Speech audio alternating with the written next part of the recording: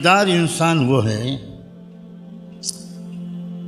جو ضروریات زندگی کی تکمیل میں اس طرح لگتا ہے کہ مقصد زندگی نظر انداز نہیں ہوتا۔ سمجھ میں آئی بات؟ بہت سادہ سے لفظوں میں کہنے کی کوشش کر رہا ہوں، اور بڑا ناسمجھ انسان وہ ہے کہ جو ضروریات زندگی میں کمانے میں اس طرح لگتا ہے کہ زندگی کا مقصد نظر انداز ہو جاتا ہے۔ وہ کبھی کبھی مجلسوں میں اجتماعوں میں آ کر سننے کو ملتا ہے، لیکن اس کی اپنی زندگی میں وہ ضروریات زندگی کی مشغولیت اتنی ہوتی ہے، ذہنی مشغولیت بھی اور عملی مشغولیت بھی، کہ مقصد زندگی کے بارے میں سوچنے کا وقت ہی نہیں ملتا۔ کیا میں آپ لوگوں سے یہ کہہ سکتا ہوں، جو یہاں بیٹھ کر سن رہے ہیں یا کہیں بیٹھ کر سن رہے ہیں، جو مرد ہیں یا خواتین، کہ کیا آپ سوچیں گے 2 منٹ کہ آپ کی زندگی ضروریات زندگی ہی میں لگی ہوئی ہے؟ زندگی کے مقصد کے بارے میں کچھ سوچنے کا وقت ملتا ہے آپ کو؟ کیا آج کل اکثر لوگوں کی زندگی، ان کا وقت، ان کی توجہ ضروریات ہی میں لگی گزر جاتی ہے؟ مقصد کا تذکرہ تو شاید ان کے ہاں اگر وہ کسی دینی مجلس میں نہ شریک ہوں تو کبھی زندگی میں ان کے کان میں زندگی کا مقصد پڑے ہی نہ۔ ہر وقت سوتے جاگتے چلتے پھرتے، صبح شام دن رات، بس صرف ضروریات زندگی کا مسئلہ ہے۔ ایک مکان، پھر دوسرا بہتر مکان، پتہ نہیں کیا کیا۔ بہت ناسمجھ ہے یہ انسان، بڑا ناقدرہ، اور اسلام اس سے راضی کبھی نہیں ہو سکتا، کبھی نہیں ہو۔ ایسے آدمی سے، ایسے مرد یا عورت سے جو مقصد زندگی کو بھلا کر ضروریات زندگی میں لگا ہوا۔ ضروریات زندگی میں لگنا کا مقصد ہی یہ ہونا چاہیے کہ میں مقصد زندگی میں لگ سکوں، بس۔ ضروریات زندگی میں اتنا لگنا جتنا زندگی کے مقصد میں مددگار ہو، یہ بہت بڑی عبادت ہے، بڑی نیکی۔ اور اتنا لگنا کہ مقصد زندگی بھول جائے آدمی، اس کا وقت ہی نہ ملے، یہ خطرناک ترین غلطی اور گناہ ہے۔ کلا بل تحبون العاجلہ وتذرون الآخرہ، الہاکم التکاثر حتی زرتم المقابر۔ سب سے اعلیٰ درجے کا سمجھدار وہ شخص ہوتا ہے جو ضروریات زندگی کو بھی مقصد کے تابع کر لیتا ہے۔ کیا مطلب اس کا؟ جیسے ایک ضرورت ہے انسان کی نکاح، رشتہ نکاح۔ اب وہ اعلیٰ درجے کا سمجھدار ہے کہ جو رشتہ اس جگہ پر کرتا ہے کہ جس جگہ پر رشتہ کرنے سے اس کو امید ہوتی ہے کہ اس رشتے کے بعد، اس رشتے کے نتیجے میں مجھے اپنے مقصد زندگی میں لگنے میں اور آسانی ہو۔ اب اس نے دنیا کو بھی دین کے تابع کر دیا، ضروریات زندگی کو مقصد کے تابع کر دیا۔ اللہ کے رسول نے سارے رشتے اسی مقصد کے تحت کیے۔ آدمی کاروبار کرتا ہے تو کاروبار میں بھی وہ کاروبار سوچتا ہے جو مقصد زندگی میں لگنے میں اس کا معاون۔ جس میں کم مشغولیت میں کام چل جائے اور مقصد زندگی میں لگنے کے لیے وقت مل جائے۔ ہمارے وہ نوجوان اور وہ لوگ بہت خوش نصیب ہیں، کاش کہ ان کو اپنی خوش نصیبی کا پورا احساس بھی مستقل طور پر رہے، جن کی روزی روٹی کو اللہ نے مسجد اور مدرسے سے جوڑ دیا، بڑے قابل رشک وہ نوجوان علماء جو مدرسوں میں خدمت انجام دیتے ہیں کم تنخواہ پر، جو مسجدوں میں امامت اور خطابت کی خدمت انجام دیتے ہیں کم تنخواہ پر، جو مسجدوں میں مؤذن، مسجد و مدرسے کے خادم بہت خوش نصیب ہیں، اس لیے کہ اللہ نے ان کی ضروریات زندگی ایسی جگہ سے وابستہ کر دیں جو مقصد زندگی ہیں۔ اب ان کی ضروریات اور مقصد کے لیے الگ الگ مشغولیت کی ضرورت ہی نہیں رہی، ایک پنتھ دو کاج، آج کل کی اصطلاح میں 2 in 1، مسجد کی خدمت انجام دے رہے ہیں، مدرسے میں پڑھا رہے ہیں، مکتب میں پڑھا رہے ہیں، تو ضروریات زندگی بھی پوری ہو رہی ہیں اور مقصد زندگی تو ہو ہی رہا ہے۔ اگر ان کی نیت ٹھیک ہو تو یہی مشغولیت ان کے مقصد زندگی میں بھی شامل اور ضروریات زندگی کی بھی کوشش میں کا حصہ۔ چھوٹی چھوٹی تنخواہوں پر کام کرنے والے ہمارے مدرسوں مسجدوں میں کام کرنے والے ہمارے نوجوان عزیز علماء، ان کا دل چھوٹا نہیں ہونا چاہیے، ان کو اس بارے میں کوئی احساس نہیں ہونا چاہیے کہ ہم بہت معمولی ہیں، بہت معاشرہ ہماری قدر نہیں کرتا۔ عزیزوں،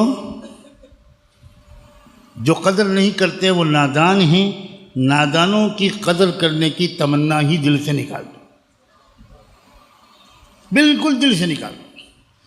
تم تو اس پر راضی رہو کہ اللہ یہ میرا نصیب کہ میں مسجد و مدرسے کا خادم بن گیا، یا آپ نے اتنا بڑا احسان کیا ہے کہ اس سے بڑا کوئی اعزاز ہو ہی نہیں سکتا۔ دیکھنا تم کہ آسمان والا تمہاری کیسی عزت کرے گا۔ نادان عزت نہیں کرتے، یہ ان کی نادانی ہے۔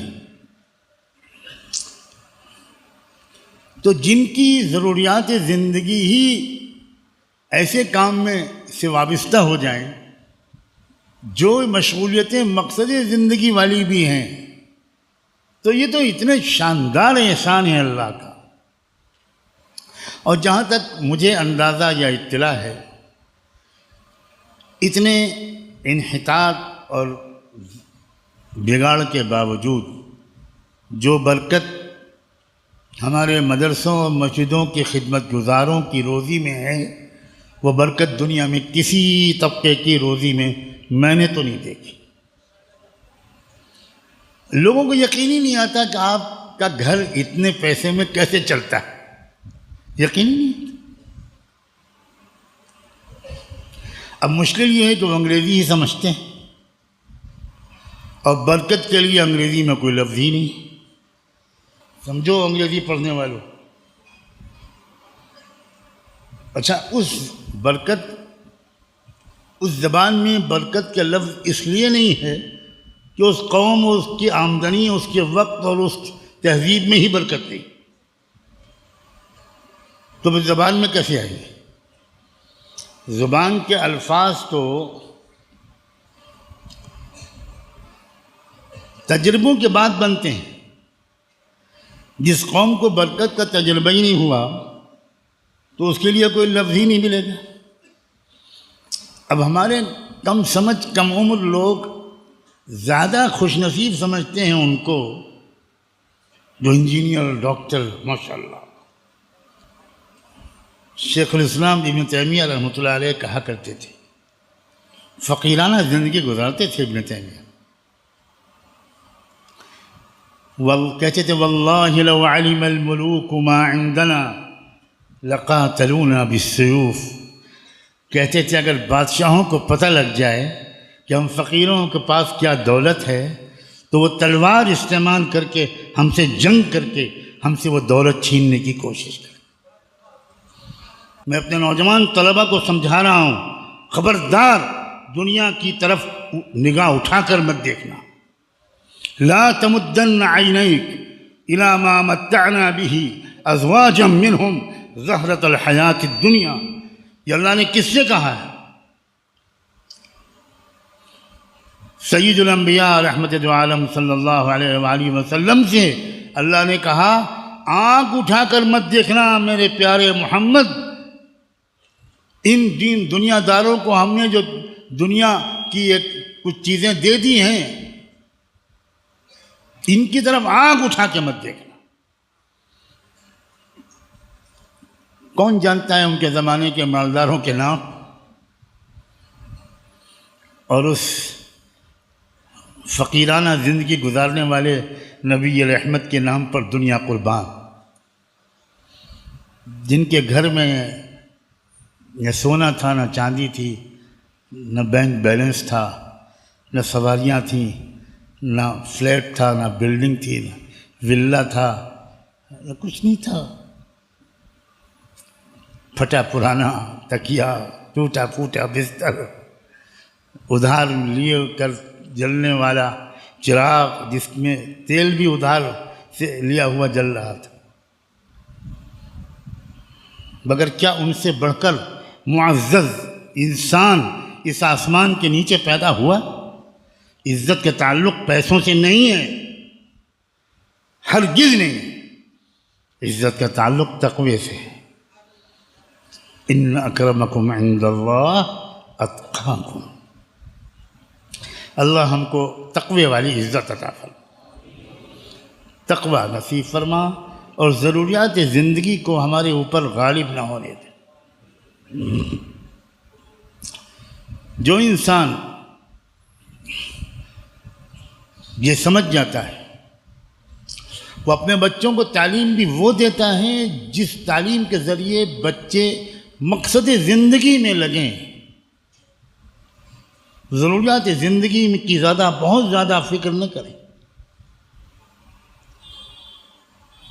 میں اپنے مدرسے کے بچوں سے خاص طور پر یہ بات وقتاً فوقتاً کہتا رہتا ہوں، آج پھر کہتا ہوں۔ آج تو کچھ بچوں کو لینے کے لیے ان کے پیرنٹس بھی آئے ہوئے ہوں گے، خدا کرے وہ بھی سنیں، اس لیے کہ آج ہمارے بچوں کی ششماہی امتحان کے بعد کی چھٹی ہو رہی ہے۔ ہمارے بچے چونکہ یہ تعلیم بھی پڑھ رہے ہیں اور وہ تعلیم بھی پڑھ رہے ہیں، کہیں ہمارے بچوں میں سے کسی کے ذہن میں یہ نہ آئے، اور مجھے خطرہ ہے کہ آ رہا ہے، اور میں مسلسل اس خطرے سے مضطرب رہتا ہوں۔ کہیں بچوں کے ذہن میں یہ نہ آئے کہ اچھا ہوا اس مدرسے میں پڑھ رہے تو اصل میں یہاں کیا ہوگا، 12واں پاس کریں گے، پھر یہ کریں گے، پھر وہ کریں گے، پھر ڈاکٹر بنیں گے، خوب پیسہ کمائیں گے، تم قیامت کے دن میں تمہارا گریبان پکڑوں گا، گواہ رہنا، اور میں اللہ سے کہوں گا کہ اللہ ہم نے یہ مدرسہ اس لیے نہیں قائم کیا تھا۔ اگر ہمارے مدرسے کے بچے بھی مدرسے کی خدمت، مدرسے میں پڑھانا، مسجد میں امامت و خطابت، دینی تعلیم، اگر اس کو حقیر سمجھنے لگے تو اس سے بڑی ناکامی ہماری کوئی نہیں ہے۔ میں تمہاری ناکامی نہیں کہتا، اپنی ناکامی کہتا، ہم تم کو سمجھا ہی نہیں پائے۔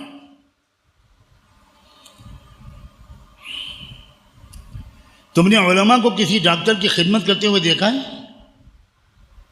اور تم روز دیکھتے ہو سینکڑوں ڈاکٹر ہمارے بزرگوں کی خدمت کرنے کو اپنے لیے باعث فخر سمجھتے ہیں۔ ہاں، اگر تم مدرسے اور مسجد کی خدمت کے ساتھ،